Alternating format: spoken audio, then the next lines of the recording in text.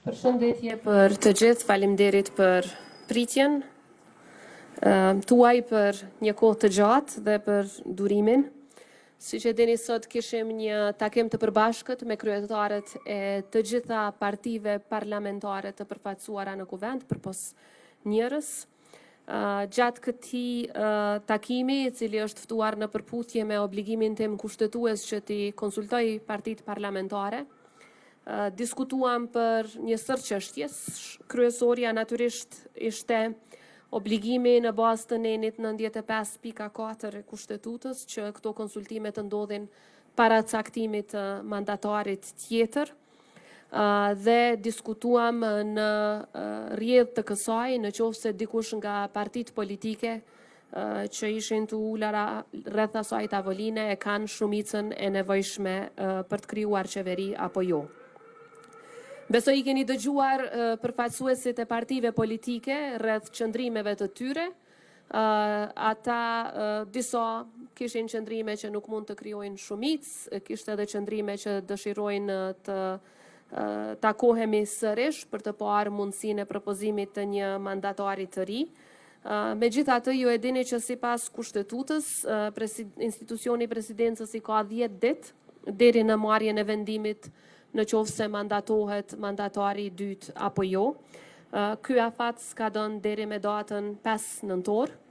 Deri me atë datë, unë do të komunikoj sërish me kryetarët e partive.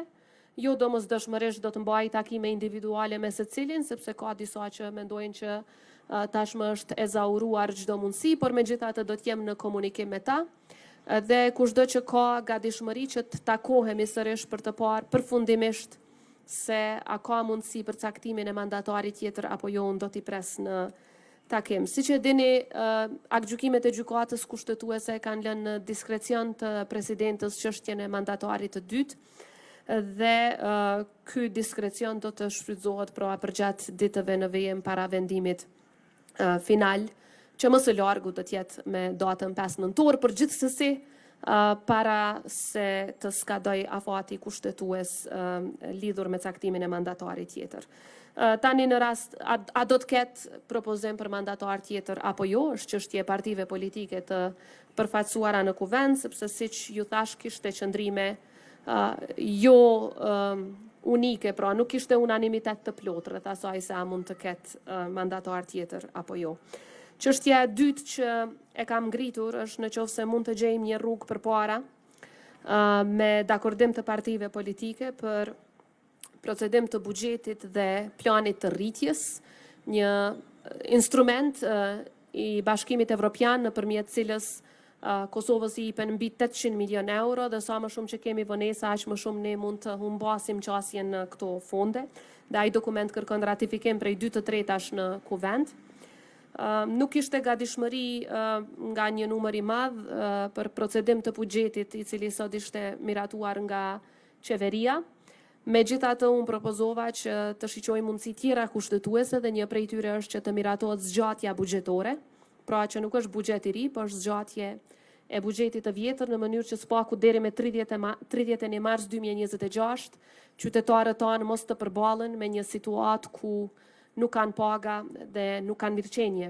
Dhe kjo do të ishte një situatë pa precedent, një situatë jashtëzakonisht e rëndë, sepse një numër I madh I qytetarëve tanë varen dhe mirëqenia e tyre, mbijetesa e tyre varet pikërisht nga paga që e marrin në fund të muajit. Dhe në qoftë se pastaj pas këtyre zgjedhjeve potenciale nuk ka institucione shumë shpejt, atëherë mund të mbesim pa buxhet në tërësi. Rrjedhimisht propozimi im ishte që të gjejmë rrugë përpara, kishte aty shqetësime rreth procedurave, prandaj edhe propozimi im ishte që sipas nenit 79 të Kushtetutës, që në qoftë se ata nuk dakordohen që këto të inicohen si nisma legjislative nga qeveria, atëherë atë detyrim ta marr unë dhe si presidente t'i procedoj edhe zgjatjet buxhetore edhe planin e rritjes si ligje në kuvend, meqense nuk I kam kompetencat e kufizuara, dhe një gjë e tillë njihet si e drejtë e presidentës sipas nenit 79 të Kushtetutës.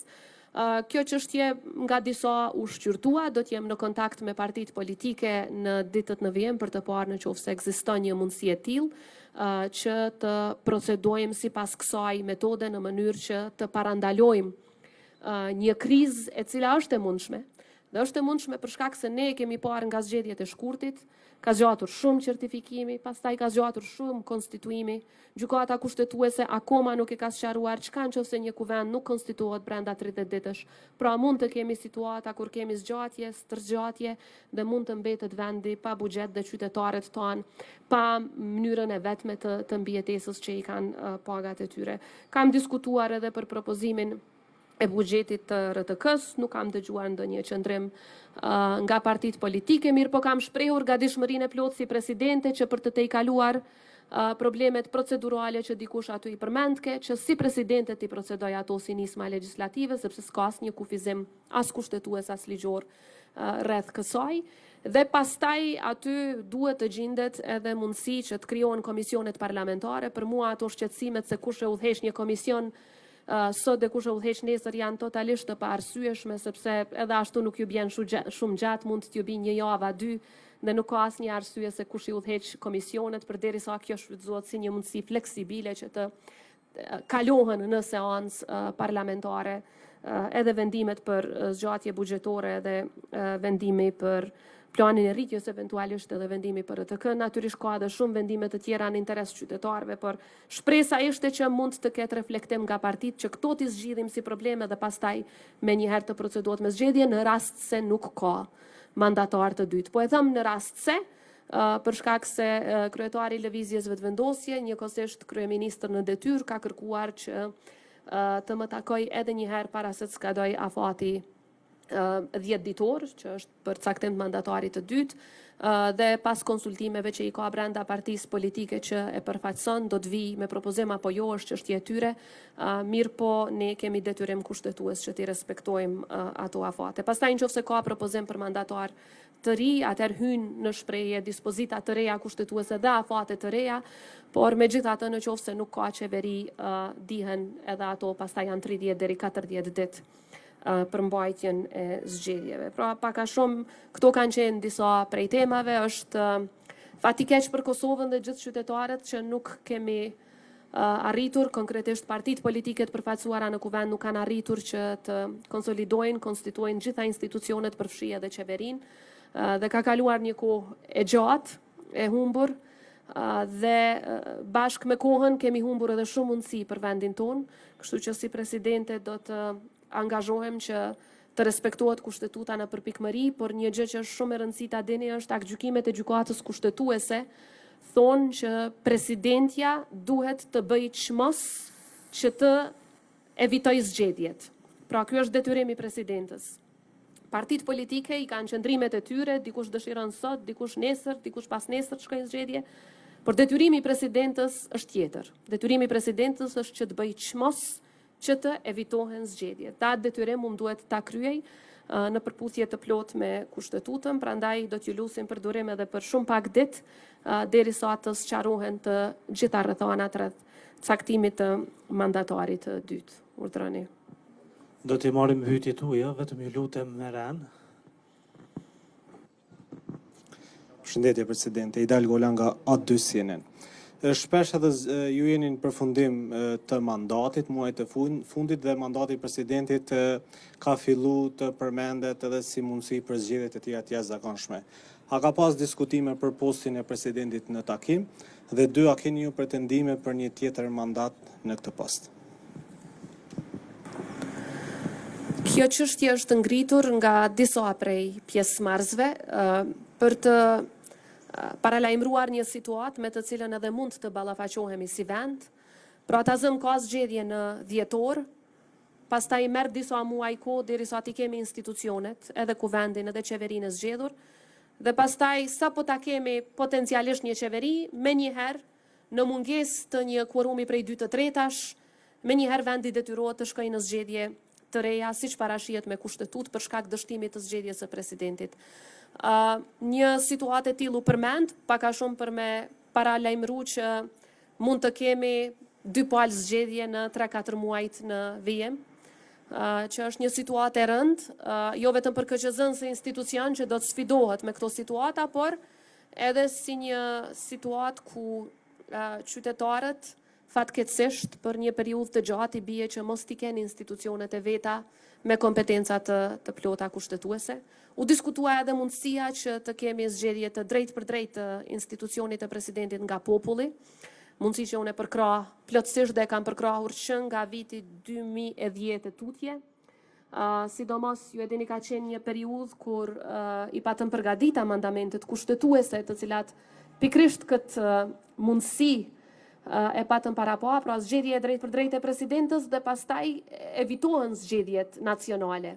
Sepse nuk ka asnjë kuptim që spaku nuk ka kuptim funksional, po flas, që për shkak të dështimit të zgjedhjes së presidentës të shkohet pastaj edhe në zgjedhje për parlament edhe në zgjedhje për qeveri, dhe atë për një parlament e për një qeveri që me siguri me mezi do të konstituohet, siç e pam nga kjo praktik.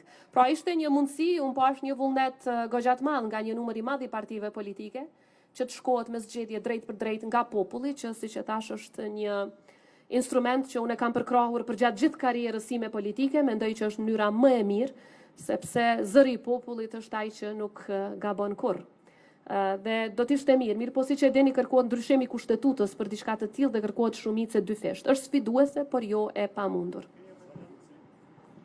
Për pretendime flasim pak ma vonë një herë të kemi këto institucione tjera. Leonita Bajrami, Top Channel.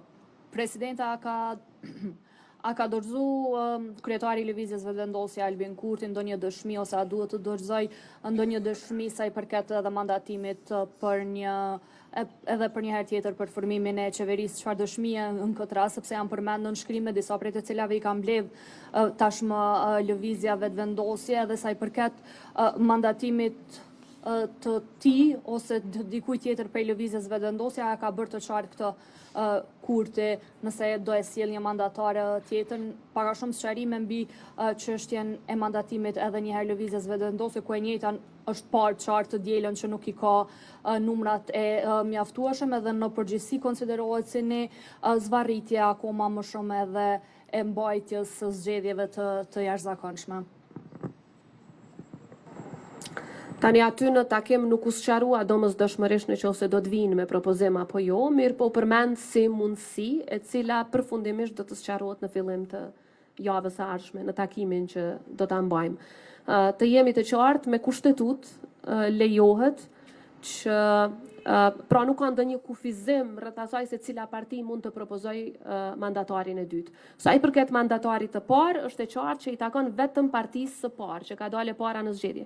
Sa i përket mandatarit të dytë, mundet edhe i fundit me ardhmë me propozim, përderisa ka argumente se ka gjasa për të krijuar shumicë. Tani lidhur me atë se cilat janë kriteret, ato nuk janë të përcaktuara në kushtetut. Ato janë lënë në diskrecion të presidentës. Por, në rastin konkret, por edhe për secilin president paraprak, obligimi i gjykatës kushtetuese është që presidentja duhet të bëjë çmos për të evituar zgjedhjet. Dhe mu do të më duhet ta dëshmoj që unë kam bërë çmos për të evituar zgjedhjet. Kushtetuta në 95 parasheh mandatarin e parë, parasheh mandatarin e dytë, e lejon diskrecion presidentës të vendos kujt do t'ja jap mandatin e dytë, thuhet natyrisht edhe në kushtetutë dhe në aktgjykimet e gjykatës kushtetuese që fjala është për mandatar tjetër. Ky është citim i këtyre dokumenteve. Mirë po, unë nuk mund të paragjykoj se me çfarë propozimi do të vijë lëvizja Vetëvendosje dhe a do të vijë me propozim apo jo, sepse sot thjesht u kërkua kohë për një takim tjetër të radhës, i cili gjithsesi është brenda fateve kushtetuese, sepse për këtë konsultim ne kemi kohë deri me 5 nëntor, pra nuk jemi jashtë afateve, por jemi brenda realizimit të obligimit kushtetues për të bërë çmos për eliminimin e zgjedhjeve si mundësi.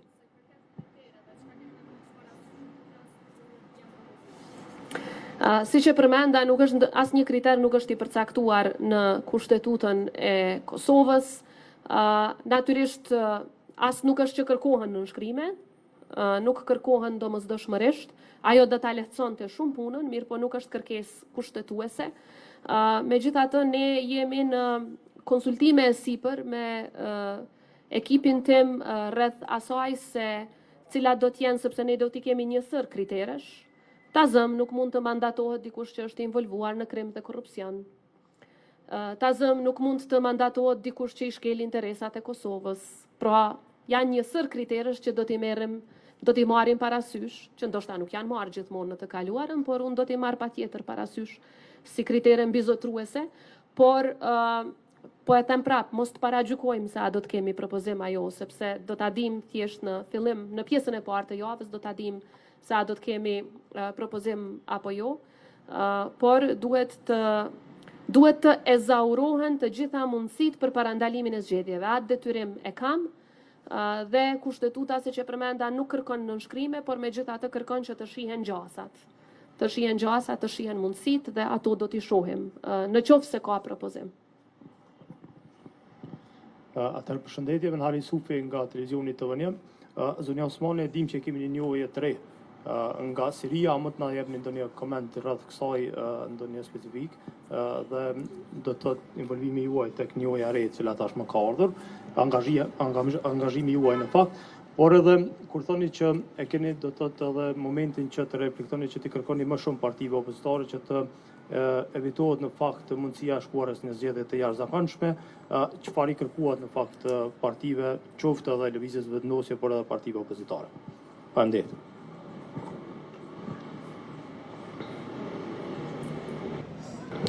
Sa i përket njohjes nga Siria, dua t'i uroj edhe një herë gjithë qytetarët e Republikës së Kosovës. Natyrisht që Kosova meriton secilën njohje të pavarësisë së saj, sepse pavarësia e Kosovës është në përputhje të plotë jo vetëm me vullnetin e popullit tonë dhe pas një sakrifice shekullore ndër brezash, por është njëkohësisht edhe në përputhje të plotë me të drejtën ndërkombëtare, siç është konfirmuar nga Gjykata Ndërkombëtare e Drejtësisë para shumë vitesh.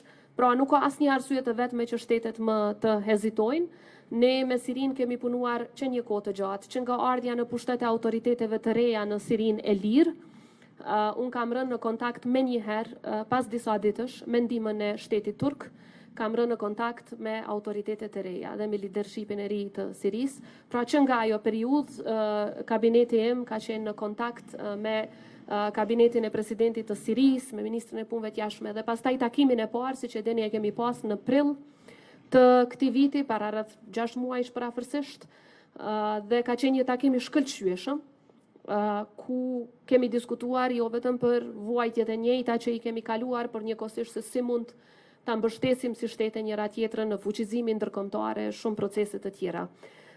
Ne edhe pas atij takimi në prill, thuajse në baza ditore kemi qenë në kontakt, ekipi im ka qenë në kontakt me ekipin e Siris, dhe momenti i njohjes u përmbyll me takimin 3 palësh në Arabinë Saudite dhe me mbështetjen, siç e përmenda, të vazhdueshme të Turqisë dhe me leadershipin e lartësisë të tij mbretërore, princit kurorës së Arabisë Saudite, i cili e mori përsipër që të na bëj bashk dhe që akti i njohjes të kryhet pikërisht aty. Mendoj që është një akt me rëndësi historike për shumë arsye që i përmenda, por që do të ketë jehon pozitive dhe në shumë shtete të tjera. Ju siguroj që jo vetëm tani, por përgjatë gjithë mandatit, puna jonë dhe angazhimi ynë për arritjen e njohjeve të reja ka qenë e çdoditshme. Pra jo vetëm çdo javë, por çdo ditë kemi punuar, por nganjëherë frytet e punës nuk shihen menjëherë. Dhe jam shumë optimiste që do të kemi edhe shumë lajme të mira në vazhdim, por nuk është në interes të Kosovës që ne të dalim me emra të shteteve. Ne kemi takuar edhe lider të disa shteteve tjera jonjose në Arabi Saudite tash që ishim, dhe në çdo shtet tjetër ku ka organizime multilaterale, unë takoj edhe shumë shtete tjera jonjose, por nuk i bëjmë ato publike, se qëllimi është i mirë, nuk është qëllimi që mos jemi transparent, por qëllimi është që derisa të kemi mundësi që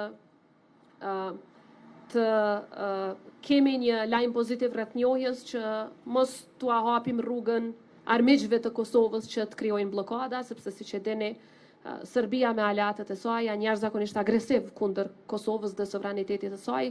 Pra ne po punojmë kur pa ndalë dhe me mbështetjen e fuqishme të aleatëve tonë, dhe edhe tash e tutje do të vazhdojmë të bëjmë njësoj, me shpresën që shumë shpejt do të kemi edhe lajme të tjera të mira. Shtetet nuk kanë asnjë arsye mos ta njohin Kosovën.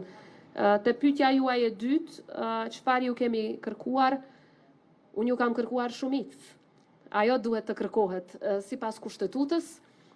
Mirë po sot nuk ishte askush i gatshëm që të garantoj shumicën, megjithatë jemi ende brenda afatit kushtetues për të pritur një gjë të tillë deri me datën 5 nëntor. Me 5 nëntor pastaj e dim më qartë se a do të kemi mandatar të dytë apo jo. E dyta që ju kam kërkuar ishte buxhet për qytetarët e Kosovës, qoftë për 3 mujorin e parë, planin e rritjes mbi 800 milion euro për qytetarët e Kosovës, jo për partitë, shkojnë për qytetarët tanë.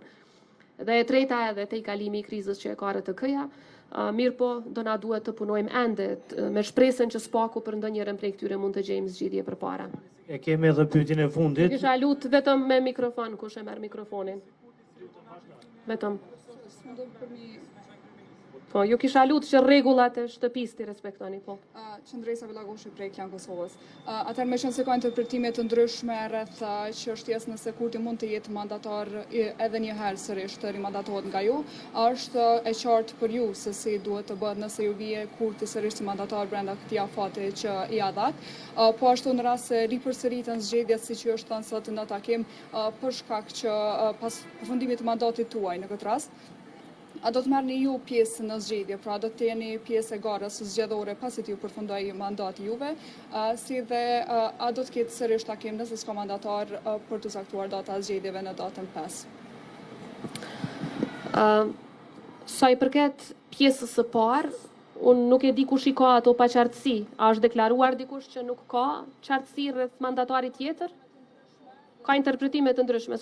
Po ju them shumë sinqerisht, nuk i kam pa. Ka interpretime të ndryshme, po thot Burimi. Okej. Nuk i kam dëgju.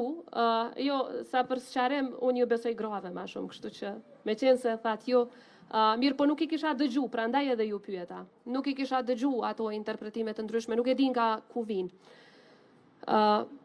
Po ju tregoj që aktgjykimi i gjykatës kushtetuese, një kemi në vitin 2014, një në vitin 2020 dhe një pastaj në vitin 2021. Janë 3 aktgjykime gjykatës kushtetuese që merren me këto tema. Dhe aty thuhet duhet ta caktoj mandatarin tjetër. Pra ashtu shkruan. Ato aktgjykime nuk i kam shkruar. I ka shkruar gjykata kushtetuese, kushtetuese. Ato aktgjykime me vetë faktin që e përmenin mandatar tjetër, interpretimi ynë është që nënkupton mandatar tjetër. A më duket e logjikshme një gjë e tillë? Nuk më duket as pak e logjikshme për një arsye shumë të thjeshtë. Një mandatar ndoshta sot nuk i ka votat, por mund t'i krijoj pas 2 muajsh, pas 2 javësh. Ne kemi parë në rrethonat politike në Kosovë, ka pasur raste ta zëm në vitin 2014. Në fund 2014-s partia që i ka fituar zgjedhjet i ka pasur vetëm rreth 30 vota në fillim. Pas disa muaj ishi bëri gati 80. Pra jo 61, gati 80 vota, sepse rrethonat ndryshuan 180 shkallë, duke befasuar shumicën dërmuese të qytetarëve të Kosovës. Pra koalicionet politike janë çështje që nuk mund t'i parashikosh. Dhe një mandatar që dje si ka pasur votat edhe mund t'i krijoj brenda një periudhe, sepse ndryshojnë rrethonat politike, ndryshojnë interesat e partive, ndryshojnë qëndrimet e tyre siç i kemi parë në të kaluarën disa herë.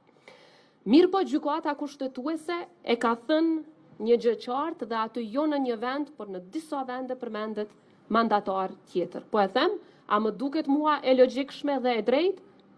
As pak. Mirë po, a është ky realiteti? Po. Dhe ne si institucione detyrohemi ta respektojmë atë realitet, siç e kemi zbatuar çdo aktgjykim tjetër të gjykatës kushtetuese deri sot, pavarësisht se sa na ka pëlqyer apo na është dukur i drejt. Pra e pa drejt po, jo logjike po, por është kushtetut. Aktgjykimet e gjykatës kushtetuese, siç e dini, e kanë fuqinë e kushtetutës. Nuk kam dëgjuar unë ndonjë interpretim tjetër pos këtij, kështu që me padurim do t'i gjej dhe do t'i shoh se me çfarë arsyetimi e kanë dhënë. Sa i përket zgjedhjeve, në qoftë se tash ta shohim si do të procedojmë pas 5 nëntorit, është vështirë të dihet a do të kemi mandatar tjetër, a do t'i marrë votat mandatari tjetër, mos të paragjykoj situatën. Unë një gjë e kam thënë të qartë që do t'i shërbej qytetarëve të Kosovës pavarësisht nga cili pozicion mund t'ju shërbej, do t'jem në Kosovë, do të vazhdoj të punoj për Kosovën dhe besoj që akoma mund të jap kontribut, por atë vlerësim fundit e japin qytetarët, ata nuk gabojnë. Të nderuar, me kaq që përmbyllim këtë konferencë për media. Faleminderit për pjesëmarrjen tuaj. Po nuk të dëgjova që kam pyetje.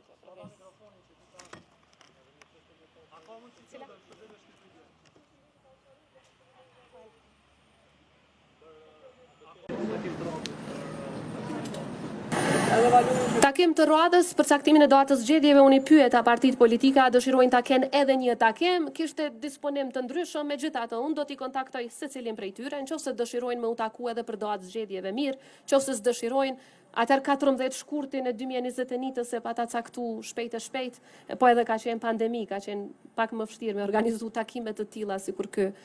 Sot, kështu që i kam konsultu nëpërmjet telefonit gjithë secilin edhe pastaj kemi shku në zgjedhje.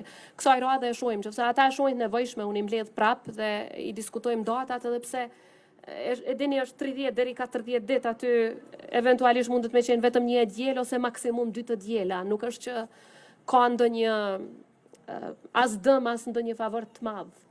Spaku unë që e shoh që i bëhet kujt do qoftë. Për momentin jam e fokusuar për të gjetur këto pak ditë që kanë mbetur, në qoftë se nuk ka mandatar të suksesshëm të ri. Këto pak ditë që kanë mbetur ta shohim se a ka mundësi që spaku të kemi zgjatjen buxhetore dhe planin e rritjes të miratuar. Këtë e kam fokus. Hajde edhe ti.